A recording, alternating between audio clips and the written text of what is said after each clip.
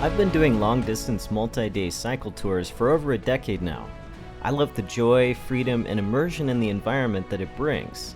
In this video series, I'd like to share with you what I've learned along the way, starting with the bike that has transformed my touring experience. Pay special attention to reason number 4, where I'm going to show how I increase both my average speed and daily mileage without any special training.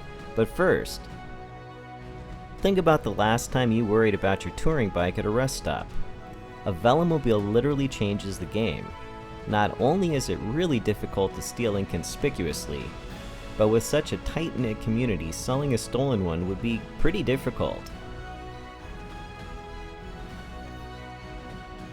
Would you believe my chains last over 10,000 miles? The enclosed drivetrain, shifting, and drum brakes stay clean in any weather, and thanks to single-sided axles, tire changes are really quick and simple. That means less time fixing stuff and more time riding. No more pannier diving. Everything you need is within arm's reach, protected from the elements. Less time looking for stuff means more time riding. Staying fueled is crucial to those long-distance dreams, and having my snacks close at hand has been a game changer for me.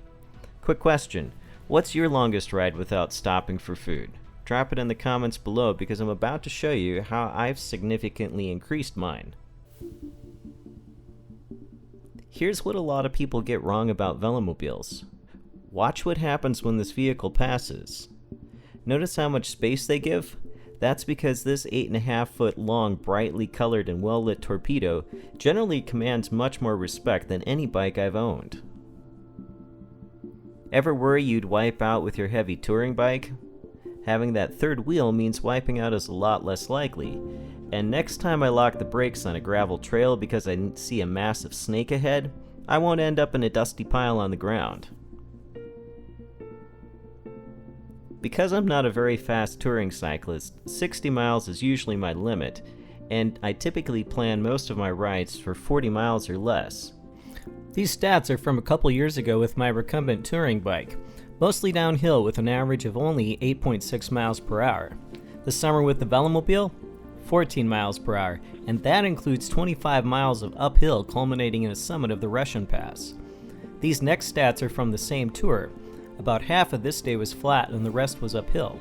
Again, only 8.4 miles per hour, but a similar ride with the Velomobile, 12.1 miles per hour after multiple long days. These numbers are pretty modest, but a 50 to 75% increase in average speed is pretty remarkable. I also did an overnight tour from Minneapolis to Duluth with my friend Tom. Despite pedaling very leisurely, we still averaged over 16 miles per hour both days. I would never have even thought to do this type of mileage on consecutive days on a regular bike. In fact, my average weekly mileage is only 125 miles. Take a close look at this riding position.